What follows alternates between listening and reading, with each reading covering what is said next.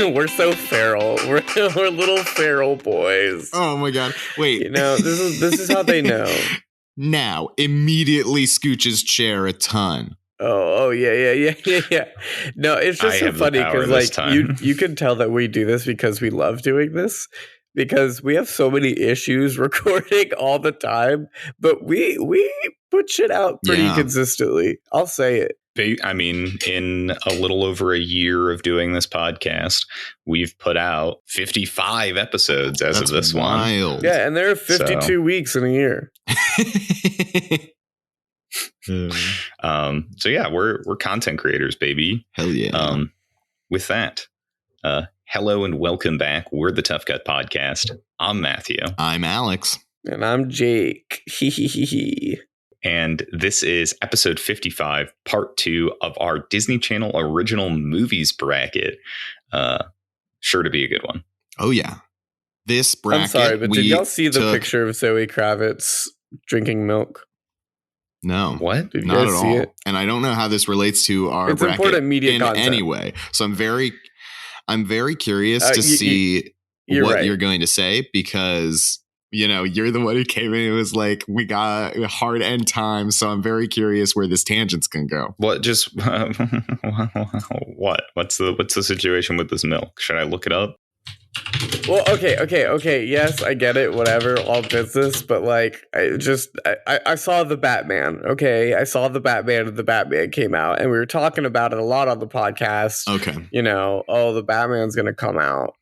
Were we? So obviously, it has to do with it. Did and we I talk just about remembered that a lot? Zoe Kravitz in an interview. I think Jake is just projecting that into existence. No, we did. Anyway, regardless. Zoe Kravitz drank milk to prepare for Catwoman, and it needs to be discussed. Anyway, we can move on. I can see these photos. I have not seen the Batman. Is it like a weird photo? Is it not like just a normal person?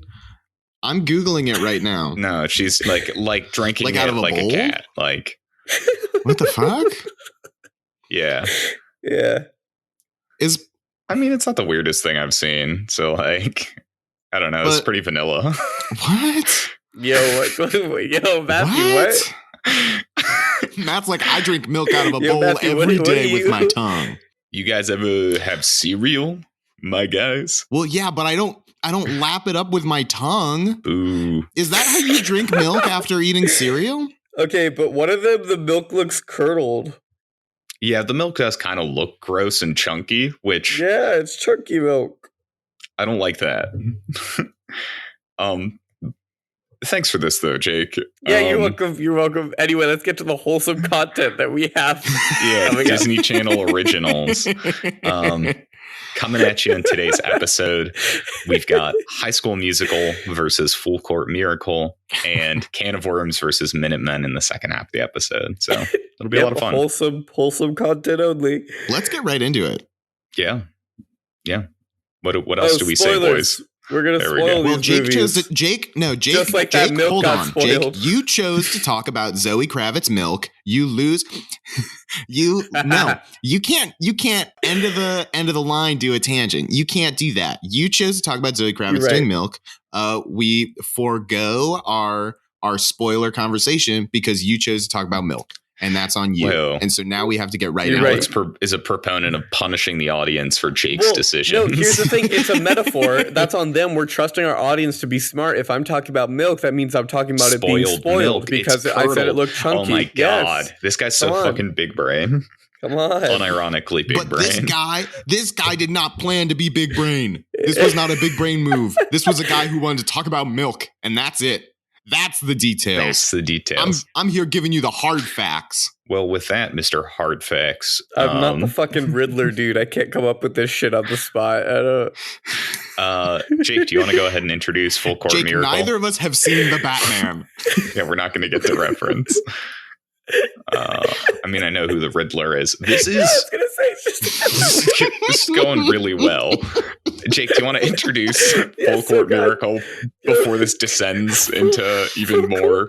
I'm trying to say the sentence full. Okay, I'm in it. Full Court Miracle, 2003, directed by our boy Stuart Gillard. It's about some Jews, man. Is that it? That's all you're gonna say? It's about some Jews playing basketball, and it changed my fucking life. Well, okay, it's like about it's inspired by like it's a true story about there's a star that had an injury. Wait. What? This is inspired by a true. Oh my god! Yeah, this is real. What? Anyway, inspired by a true story, someone got like a serious knee injury in like college or whatever, and he meets quote unquote a nice young Jewish boy. JB. Yeah, and literally like he loves basketball, but the team fucking sucks and they've never won a game. But he persuades this like star to coach them, and here we are. Yeah. Yeah. And like, look, this was the first representation of Jews in the media that I had ever seen. Well, that was explicit. I know the Jews are everywhere in the media. I can say this, I'm Jewish, but and it's also just a fact. It was just like they were wearing yarmulkes, like straight up, like playing basketball. That shit was metal to me, Like I have no other thought except for positive, like just thoughts on that. Like they literally called this full court miracle. There's like Hebrew, like this was dope. This was dope for me. It's Hanukkah. They talk about Hanukkah. dreidels. They light the menorah. What I will say is, I think this movie is Jewish in like such a sincere way, which I think is one of my favorite parts of this movie. Beyond that, it's got a lot of that decom strangeness, high decom strangeness. I had a good time with it though. Yeah. It being inspired by a true story is insane. And do you just mean like the concept of basketball star gets injured? Or was there a basketball star that Google Lamont did Lamar? Carr, yeah. Did he coach a Jewish basketball team? I'm like, that was the most Jewish you've ever sounded on the podcast, Matthew. I don't know why, but you sounded very Jewish deli right there. Thank you. Did he coach a Jewish basketball team? Did he? Did he? Either way. Alex, what do you think of this masterpiece? This tight 90. It's a 90-minute masterpiece. Joe Eskenazi of Jay Weekly found the adult characters one-dimensional, but applauded the younger actors. He called the film, quote, cheesy, but nevertheless sort of liked it. And I think that's pretty fair. I liked the movie. I thought it was cheesy, but I don't know. I had a good time watching it. I definitely like the fun of like them recreating the miracle of Hanukkah in a basketball game. Pretty funny. Absurd. So funny. It's pretty great. And they did it in real life too. Yeah. Mm-hmm. What do you mean by that, Jake? Jake, what do you mean by that? What do you mean by that they did it in real life? It's based on a true story. So all the Hanukkah parts are real. The miracle of Hanukkah is real. I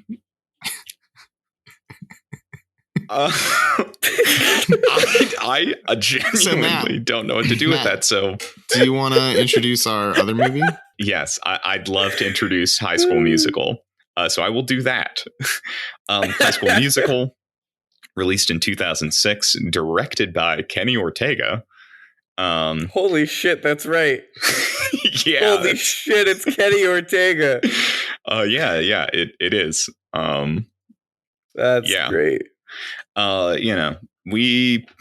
This is probably one of the movies in this bracket people are most familiar with. You've got basketball boy Troy and smart girl Gabriella, who slowly find that you don't have to live in the niche that school has told you have to. You can both play basketball and sing, even if your dad thinks that you can't. And it's literally impossible for a person to do two things. And basically the two of them, after meeting steamy New Year's Eve, audition for the school musical together. And everyone has to come together to aid the Jew. As you can tell, I did not write as tight of an introduction to this movie as I normally do. Yeah, not as tight as my intro to Full Court Miracle was, not to toot my own horn. He was like, oh, I know High School Musical so well. I know it so well. I could do this in the back, like with my ears closed. And then this is what we got. And then everyone has to come together to help Troy and Gabriella outsmart the vicious, they're not really vicious, Evans twins, who always lead all the musicals. I don't know. This was perhaps the literal. You just made High School Musical sound like the worst movie. Okay. I'm just going to start over completely. I'm starting over completely. Matt, you need to find the magic. I'm starting over. Okay. High School Musical magic. High School Musical, released in 2006, directed by Kenny Ortega. Whoa, Kenny Ortega? I know, it's crazy. Basically, you've got Troy, captain of the basketball team, and Gabriella. Oh, you're actually doing the whole thing again. Yeah. Okay.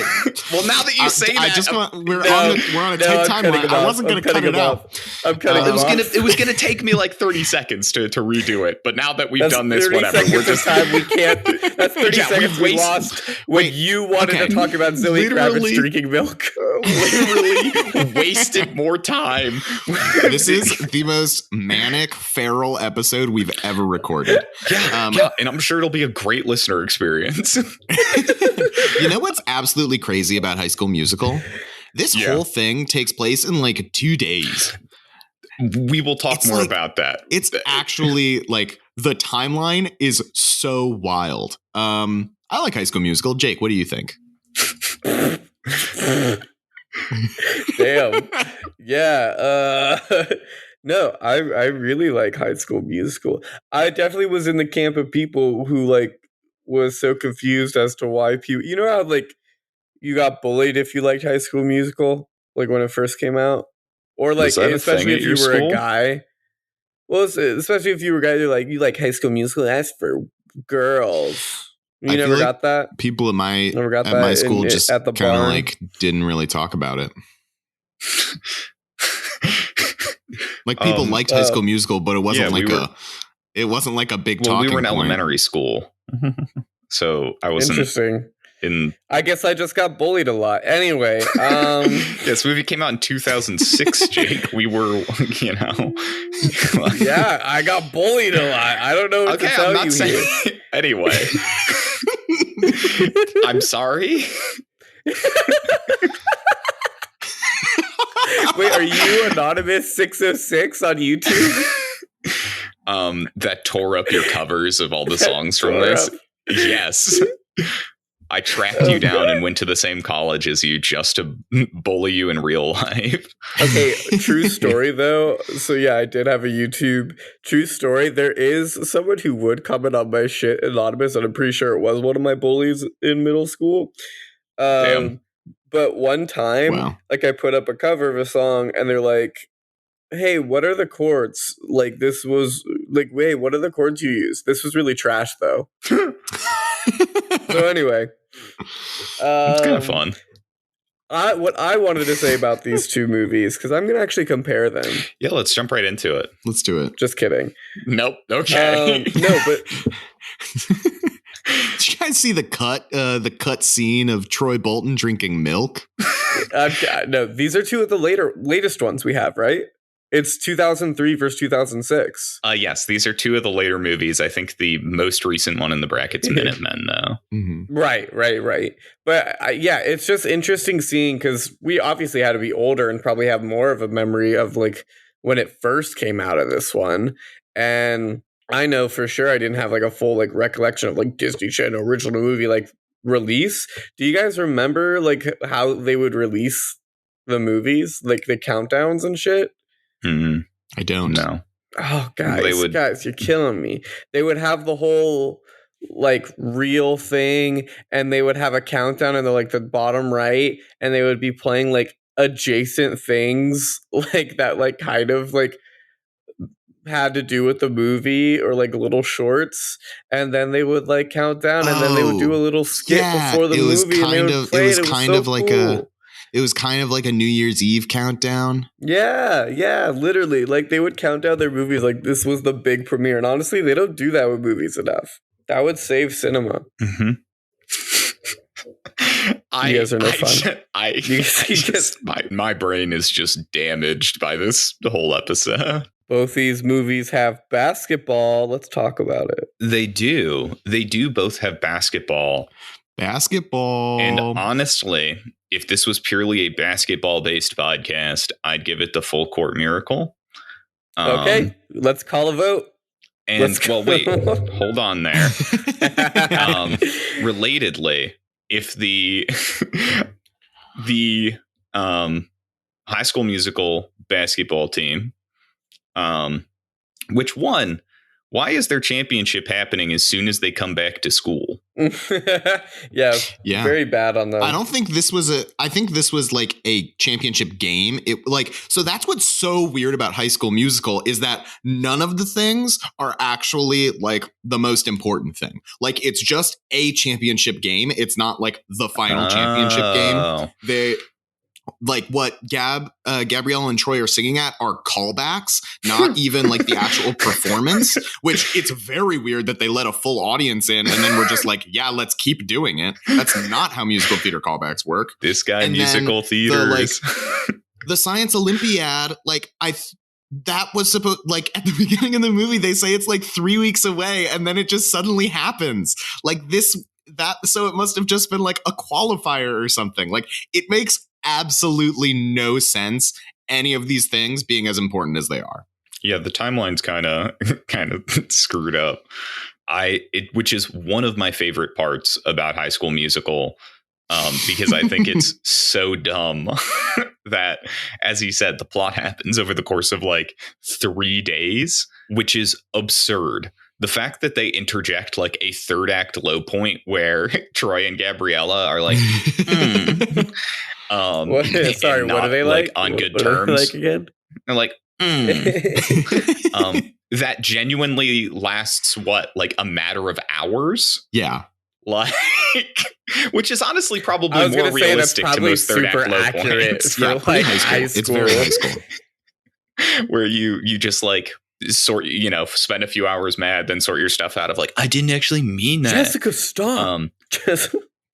But the point I wanted to make, if I know, it's what a high school versus, are the kids in Full Court Miracle Jewish middle school? They're talking about the PSAT, so they must be in what, like they must be like 15, like 9th, 10th grade. Yeah, maybe they're unless like they took the PSAT super early.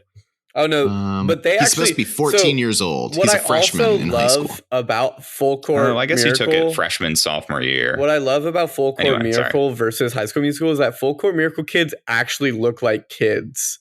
Like they actually look their age, and it's really wild watching a movie or a show or anything where the kids actually are kids.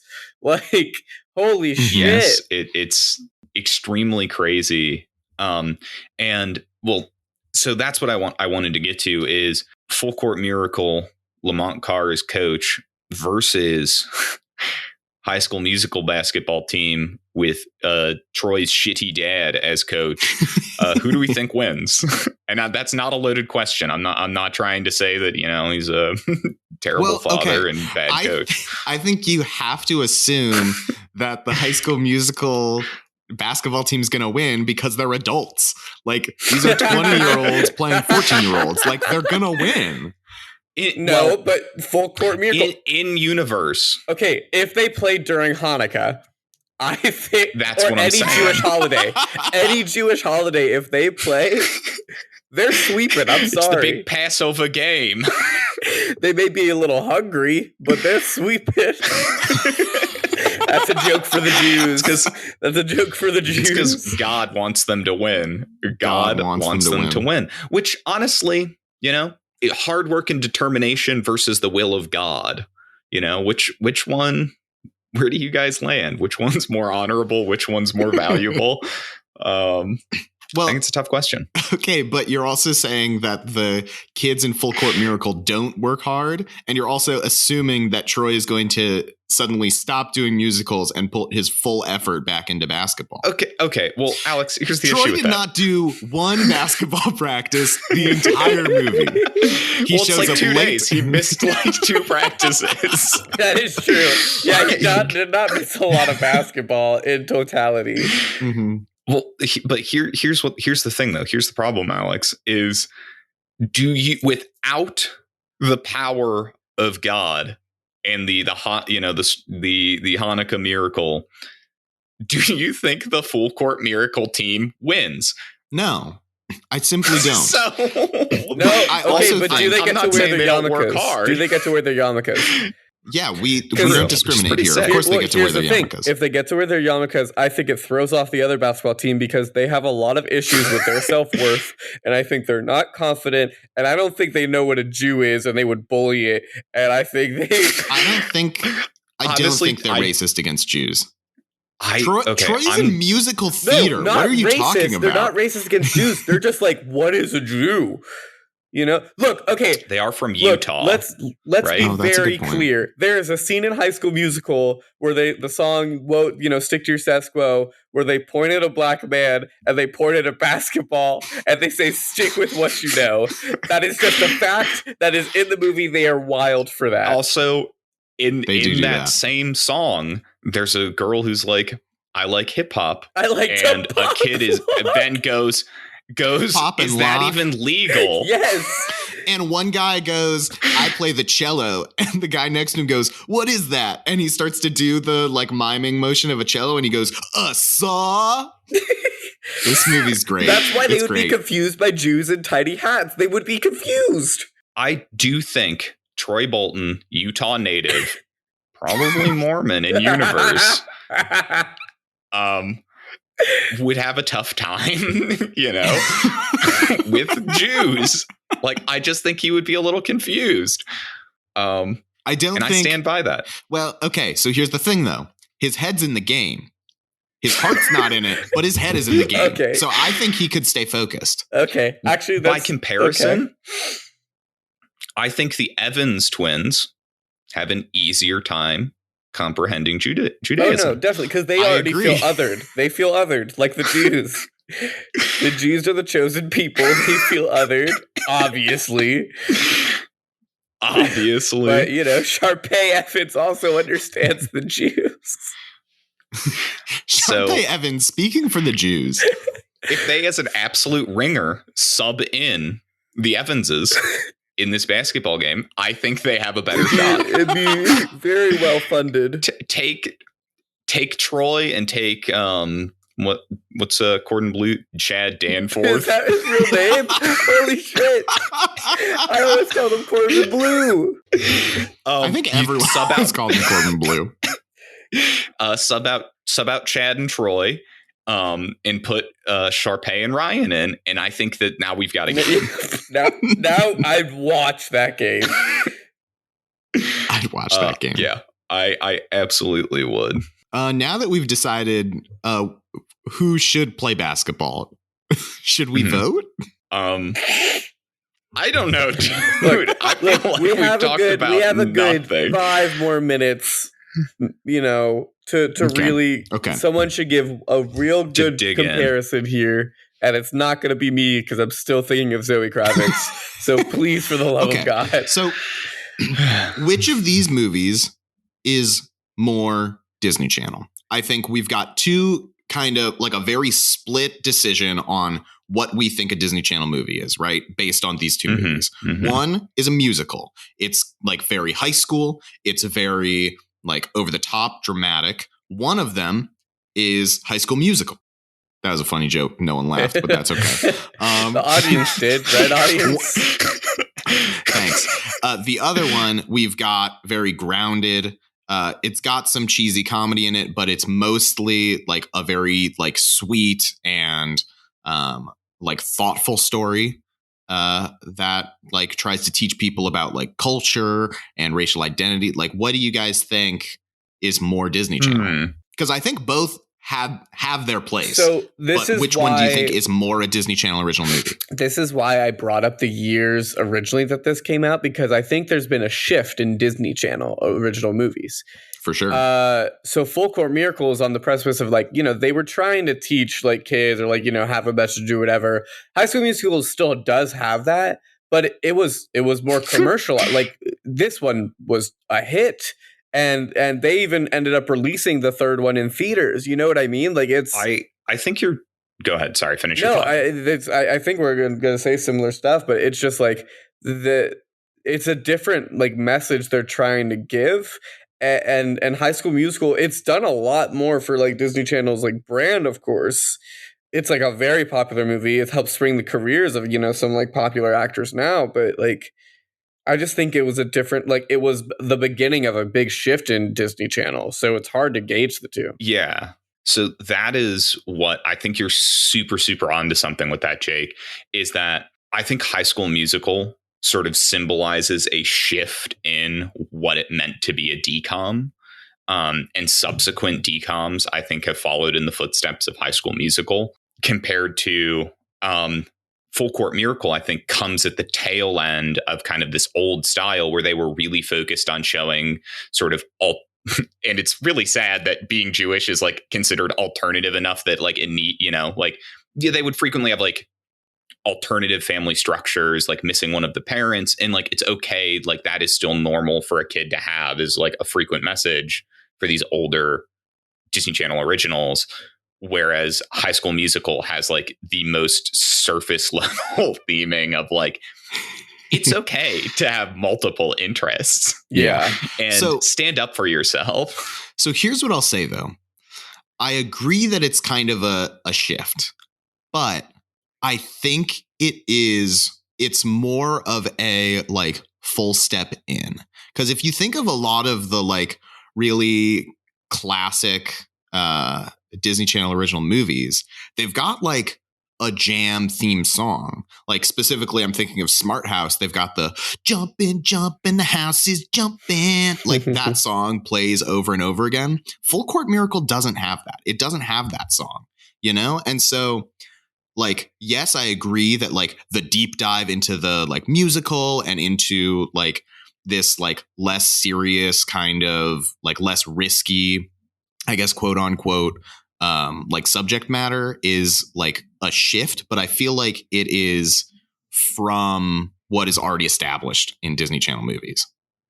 No, I mean, there definitely have bones there. Like, it's not like they've completely 360. Oh, this is a completely different thing, like, or 180, I guess. But like, it is different. Like, it is different, and it's not a bad different by any means. Like, genuinely, High School Musical's a good musical, like, or a good movie, or at least it's a popular one. But sorry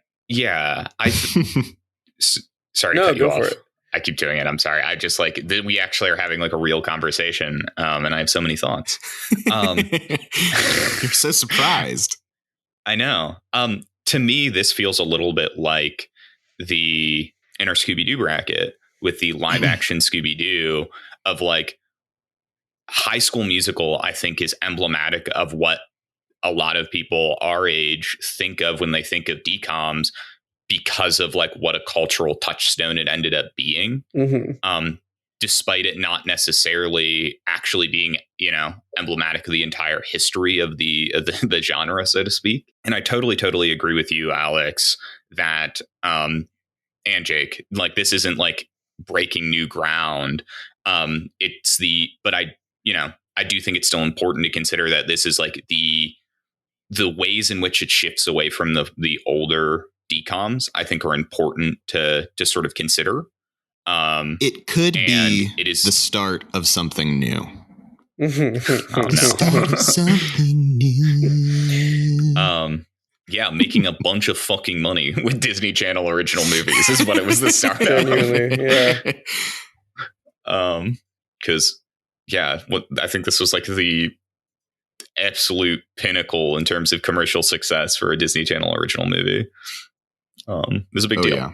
Anything else? Any other thoughts here? No, I think that was really good, and I think we should do it. Let's do it. I'd like to go last. Okay, Matt, you want to start us off? Yeah, I think given the idea of like what something does for genre is something we've talked about before on this show, and what it means to be a Disney Channel original movie and like fall into that category, I'm going to have to go with High School Musical. Like, it is so instrumental in like defining the modern DCOM.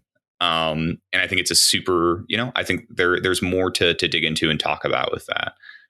But still, absolute props to Full Court Miracle for being a fun Jewish movie.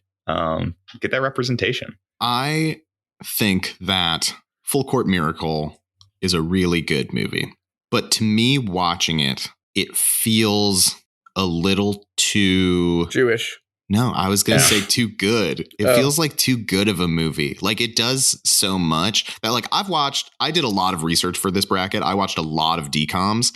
This one feels like it just does more than all the other DCOMs did in terms of like theme and like it's too actual good of a depth. movie for Alex. It feels too good. So I have to vote for High School Musical. Fucking damn it. Just kidding. I knew it would get to go this way, but your reasoning is so fucking funny to me.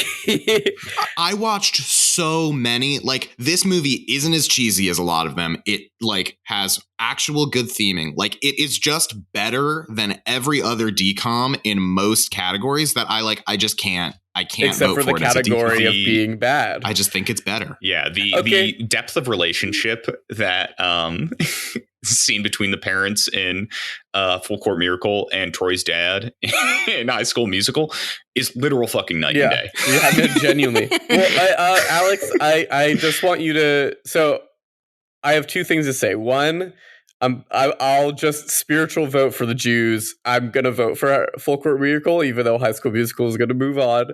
But two, keep that energy for bad movie with the next bracket or with the next matchup. Jake, did you position yourself last so that you could spiritually vote with the Jews if necessary, and otherwise vote for High School Musical if it wasn't going to advance? You read me for filth. You read me for filth. Oh, that's so good. I just want to give a solemn goodbye to Full Court Miracle, and touch on one last thing as we send it off to its Viking funeral. The dreidel rap, dude, sequence is so good, and it is I picture like in the arms of an angel kind of moment, saying goodbye to that moment of that movie. Up there with the Smart House dance scene. Yeah, dude. With Love that, moving on to the other side of this matchup or bracket, I guess. Bracket. Alex, do you want to go ahead and introduce Minutemen? I would love to introduce Minutemen. Released in 2008, directed by Lev L. Spiro. 3 high school students who are on the outs. They're nerds. They're outcasts. They create a time machine and decide to go back in time and become heroes for the unfortunate students of their high school who are bullied mercilessly by the jocks and the cool kids. Unfortunately, when they go back in time, they create a black hole and the feds get involved and things go bad. But then they realize who their true friends are and they save the world. I remember seeing this movie as a kid and thinking, yeah, it's pretty good. Then I watched it again and I thought, yeah, it's pretty good. Jake, what do you think? I mean, Minutemen, yeah, I think that like Minutemen, this is the oldest of ours, correct? It's 2008. Yeah, well, the most recent. Yeah, sorry. Yeah, that totally wrong wording. Like oldest as in like it is the oldest in years. Like it has the most number of years in its release. Let's not try to rationalize my language there. It was bad. It was just bad. We can just correct it. Thank you, though. I really appreciate you defending me. You're welcome. But yeah, Minutemen, like when I watched this game, because I remember watching it like as, a kiddo. And yeah, I also thought, oh, this is pretty fun. Like, but watching it again, I definitely felt it being a 2008 thing. And it felt less, okay, this is going to sound weird because I know, like, we're all older now. We're all adults. So rewatching these Disney Channel original movies, Minutemen just didn't feel like it was for me anymore, more than the rest have. Does that make sense? I guess. I think so. Like, I could recognize that obviously, like, Smart House or Zenon is, like, not for me anymore. Uh-huh. I mean, Full Court Miracle is for me still. Let's be honest. Go Jews. But yeah, this one I could tell finally that I was watching a kids thing that like I didn't have personal attachment to. So I was like, oh yeah. Does that make sense? I hope it makes sense. I genuinely don't like hate it though. Like I had a good time. I love that it's sci-fi adventure. You know, like I'm excited that it's up against Can of Worms because I think it's interesting to have two sci-fi movies up against each other, one from the late 90s and one from 2008. So yeah, I'm excited about it. But by all means, Matthew, what do you think of Minutemen? So I don't have a ton of attachment in my youth to Minutemen. I remember the ads for it. Like those are burned into my brain more than anything else. In rewatching it, I genuinely had some fun. I was like, oh yeah, like wacky, zany adventures, snowsuit guys, etc., etc.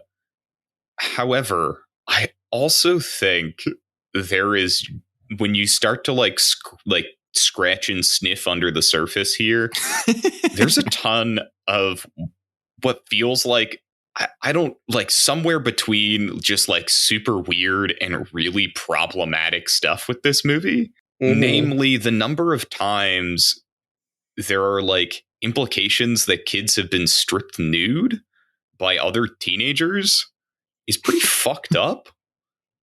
And they're like there are other pranks in the movie that involve like embarrassing people by stripping them naked. That's just like casually inserted into a decom. Well, because that's like the nightmare bullying scenario, right? Like that is the worst possible thing that can happen to you if you're bullied, is that like some guy like your clothes are stolen and you're naked at school, like that is the nightmare, right? I think that's why they do it that way. Well, but it goes beyond that, of like the opening moment of like it's their first day of high school, and they're like, they talk about that they were like put into like it's implied that they were stripped and stuffed into cheerleader outfits. Like, I don't know, man. Like, again, like I don't think obviously, if you've watched the show, I obviously don't think movies can't tackle like big subjects, difficult questions, and like bullying to this degree. But it's just like, I don't know, it's played weirdly in this movie. And I think it just leaves me in a weird spot, despite the fun I had. The more I think about it, the more I'm like, I don't know, dude. I'm with you on that. Well, hey, I'll introduce what it's up against. Yeah. Because is it up against a doozy. This is up against Can of Worms. 1999, same year as Smart House, mind you. Directed by Paul Schneider. Nice. Of the Schneiderverse. And, this is about a boy, Mike, who believes he's an alien and doesn't belong on Earth. And he plays football. And his dad wants him to, do football, but he doesn't think he's going to be doing football. And he sees an alien. Mm-hmm. And he thinks it's an hallucination or whatever, blah, blah, blah. And basically, aliens are they're trying to escape from Earth. Some of them are friendly, some of them are not. And the alien, basically, this movie's an excuse for Disney to make the most grotesque aliens. For little kids. This is terrifying. It's a terrifying little movie. And I think we needed in our bracket something that was more haunting of a Disney Channel original movie. Wait, in my opinion. Sorry to interject quickly. Do you genuinely think of this even to children as a horror movie? No, not a horror movie. Okay. This is just a little side. No, yeah, it's not a horror movie. They're just scary. I think even watching this as a kid, gross. I'd be like, I think this would be super funny. Like, I think it's a very funny movie for the most part. No, it is funny, But if you take this out of context and just look at the fucking aliens, it's scary. They kind of icky gross, and I guess there's a big tentacle. Yeah, they're just icky gross. Yeah. This to me, it made me think of like, okay, there's this Goosebumps. Yes, that is exactly what I was going to say. Literally wrote that down in my notes. I'm like, this feels like a Goosebumps episode, and I am here for it. So that's why it's like scary, but not scary. Because Goosebumps isn't scary. I actually like that comparison. I think that contextualizes your comment a lot more. Thanks for that. I think it gives Goosebump vibes, but I feel like it is the like worst kind of Goosebumps. Like, I do not think it is as good as like the cheesy good Goosebumps are. You know, like my guy, like. Has this incredible montage where he plans the entire school dance and it's like technologically incredible. And then it like messes up a little bit and he's like, I forsake Earth. Earthlings are going to kill me. I need to go. Aliens, save me. Like it's so, guys, I feel like I don't like this one that's very like much. The over the top. I feel like that's like the over the top stuff that the Goosebumps good. I do think that I love the good of it. I think this movie would benefit from being like 25 minutes shorter. Being closer to like a Goosebumps double feature length rather than movie length. Because we could Matthew, this movie was 40 minutes. No, I'm kidding. What I watched was 80. Okay, it's another tight 90. As far as what I thought of this one, I literally had no idea this movie existed, and I had fun for the most part. I think the like Goosebumps adjacentness of it is where I had most of my fun, and all the icky aliens, from sleazy lawyers to like I love that characterization. I think it's so much fun that like. All of these, he sends the call out to the universe, and all these aliens show up basically trying to grift him. And is there a better allegory for like child stardom? You put yourself out into the world and all of a sudden you've got, slick boys in suits trying to talk you into a deal. I don't think so. So like, I think it's a pretty fun movie. You get some icky aliens and, a lot of just decom strangeness here. So I don't know if you guys felt this, and I think this was a lot of the reason that I was like super turned off by it. But did you guys feel like the aliens were like, did you feel like a lot of the like icky gross aliens were like kind of meant to be Jewish? Like not necessarily in looks, but like one of them was a lawyer, one of them was in entertainment. Like it kind of seemed like that's a vibe that I got from it. And I don't know if like maybe that's just me and I like interpreted it incorrectly, but like it super turned me off to it. I don't know if you guys felt that at all.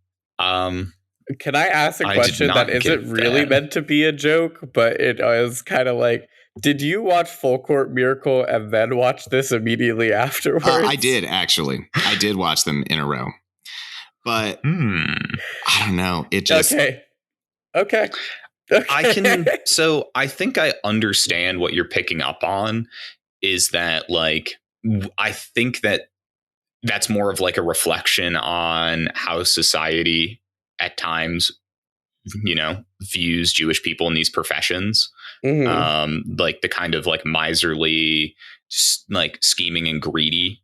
Because to me, as I said, I think that this plays off better allegorically for like how these types of professions take advantage of especially young people, impressionable young people, than it does specifically come off as like them being coded as Jewish. But I think I understand that coding, because I think in media, society portrays a lot of those characteristics on Jewish characters of those professions. Yeah, so I kind of get where you're coming from, but I also didn't pick up on it myself when I watched it. Yeah. I definitely get where you're coming from, actually. Yeah, that's not... So it seems we've got two angles of problem ahead.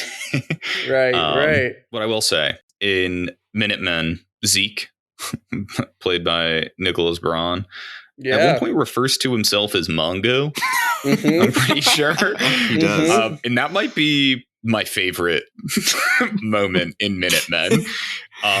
He's like, he quotes back to them some advanced scientific theory and he goes, yeah, Mongo read.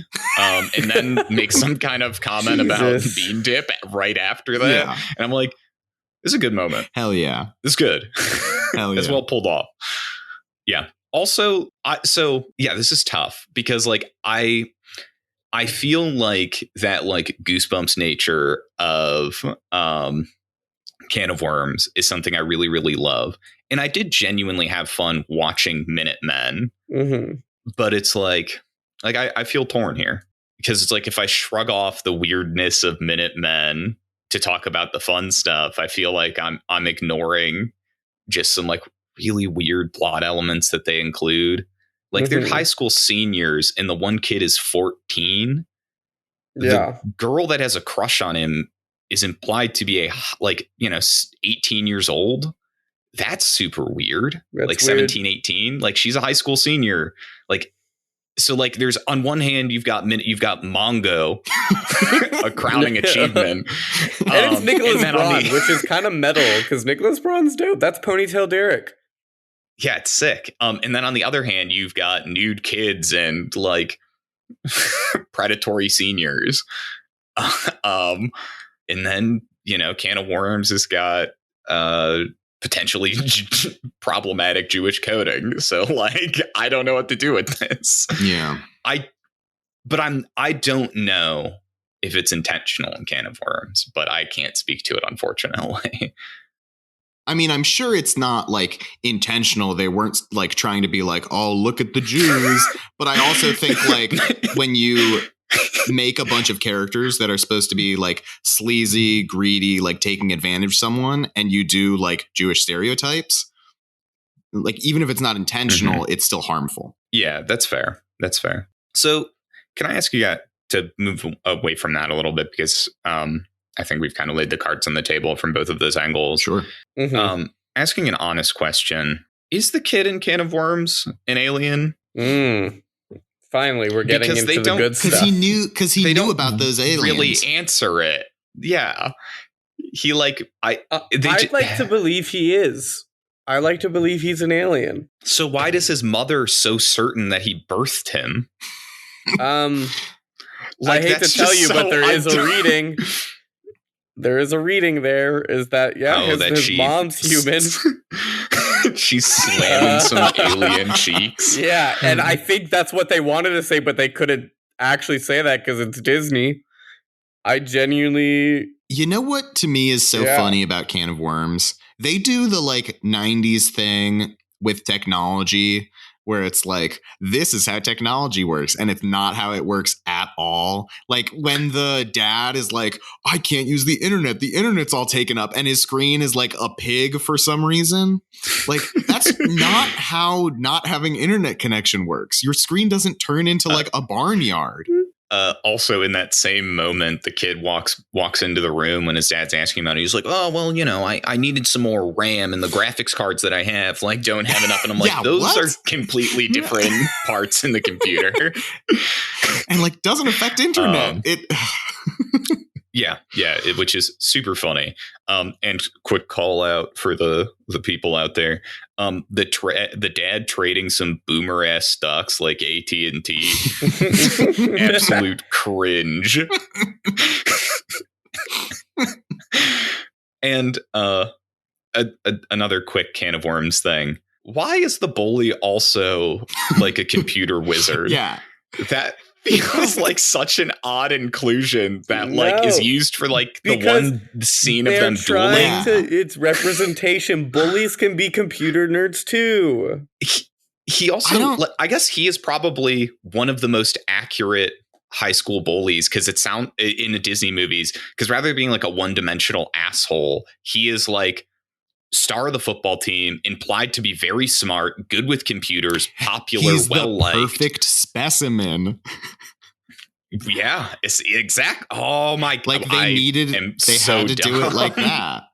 I just think it's so weird that I don't know. It's so weird for me that this movie, the bully and the main character like do all the same things. And the bully is like, I'm perfect. And the main character is like, I'm an alien.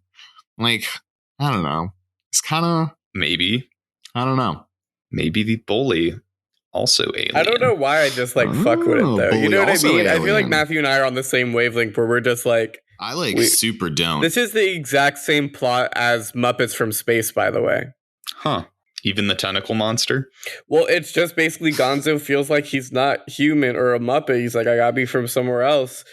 And it turns out he's an alien. That's Muppets from Space. Well, there's a bunch more disco in Muppets from Space, but I digress. Well, and maybe that would have made the difference. Maybe that would have made the difference for me. You should put Muppets from Space in the bracket. I want to eventually. That's a fucking great movie. I feel like I have seen like the total of this movie on Disney Channel or Disney Plus haunting me. It like for months it was like, you should watch Can of Worms. Like, watch Can of Worms. Can of Worms is a movie you could watch. And I've like just see the creepy alien and I'm like, I don't want to watch this movie. Mm-hmm. And then Jake forced me to watch this movie and I'm unhappy. I feel like there's a theme recently where I'm forcing you to watch movies that you don't want to watch. So, unfortunately, I can't confirm, but I wanted to pose the question of which of these movies do we think is getting more frequent reruns on Disney Channel? Because it sounds like Can of Worms it got the axe for many years. Up until 2006, and then it was shown yearly for a few years, and then it was axed again. Oh no, Can of Worms was almost like buried. Like they buried this movie. They're so like funny. Almost ashamed of it for some reason. Like it makes me think there is a dark secret about it, you know, like or some embezzlement happened. I really don't know. Like they buried this movie. Was made to launder money. And I wanted to try and confirm the same thing for Minutemen, which weirdly, filming location, also Utah and Minutemen. Dude, suspicious. What was going on? I don't know. I don't know if the Mormons gave Disney a bunch of tax breaks. Like, I don't really understand. But on the Disney wiki for Minutemen, there is an entire section labeled scientific inaccuracies. That's a pretty fucking baller of someone to take the time. First one, which to is do scientific so inaccuracies for fucking a Disney Channel movie. The first scientific inaccuracy stuff when Albert Feinstein. It's like, you talk about the cat. The cat's not scientifically accurate. What a kick-ass name for a cat. About the cat, Albert Feinstein. That's so I'll funny. do that. If I ever get a cat, I'll name it that. And we should vote soon. But another just odd something I want to call out. I know that like half of the things I bring up in these first episodes is just me being like, oh, moment I want to call out. But the school actually putting the kid in a booster seat. They like make the one scene where he goes to the class and it's like, oh, your booster seat. And then he's never seen sitting in a booster seat other than that. Interesting. Why they got to do him dirty like that and be like, oh, you fucking cringe ass little kid. But yeah. Unfortunately, I can't speak to the comparison of scientific inaccuracies between Can of Worms and Minutemen, but they're numerous in both movies is all I can say. I can't name a scientific inaccuracy in Can of Worms. That's fair. Would you study again, Jake? Sorry. A little dig at your expense. Just a little I never studied. He's just naturally talented. I never studied. Cute. Shall we vote? Let's do it. Yeah, I'm voting for Can of Worms. And I am voting for Minutemen. Matt, it's all up to you. And in the weird spot with these movies, I think I'm going to vote for Can of Worms. Let's go.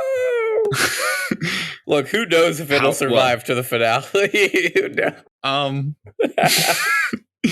I don't know, Jake.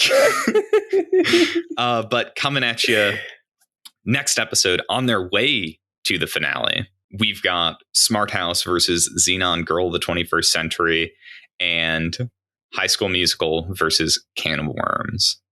which is sure to be. Which, again, remember, a spiritual victory to the best movie on our bracket, Full Court Miracle. The dreidel scene is pretty sick.